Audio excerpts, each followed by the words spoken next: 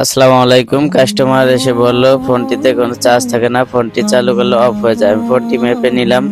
ফোনটি DC power supply মাপার মাধ্যমে দেখলাম ফোনটি শর্ট আছে। এখন আমরা ফোনটি চালু করে দেখলাম, ফোনটি চালু করার পরে অফ হয়ে যাইতেছে ফোনটি। ফোনটি খুলে নিলাম, ফোনটি ডায়েট ভ্যালু চেক করলাম, ফোনটির ফরওয়ার্ডে ফোনটির ডায়েট ভ্যালু কম আসতেছিল, তার মানে লিকেজ শর্ট থাকার কোনো সম্ভাবনা ছিল। এই জন্য ফোনটি মেপে নিলাম, দেখলাম ফোনটিতে শর্ট আছে। ফোনটিতে আমরা ধোয়া থেরাপি দিয়ে নিলাম। ধোয়া থেরাপির পরে আমরা শর্ট কিলারটা লাগিয়ে দিলাম। শর্ট কিলারটি লাগানোর পরে দেখতে পেলাম এখানে একটা ক্যাপাসিটার গরম হইতেছে। ক্যাপাসিটারটি রিমুভ করতে হবে, রিমুভ করে নিলাম। দেখি এখন কি হয়। ফোনটি ক্লিন করে নিলাম, ফোনটি শর্ট চলে গেছে।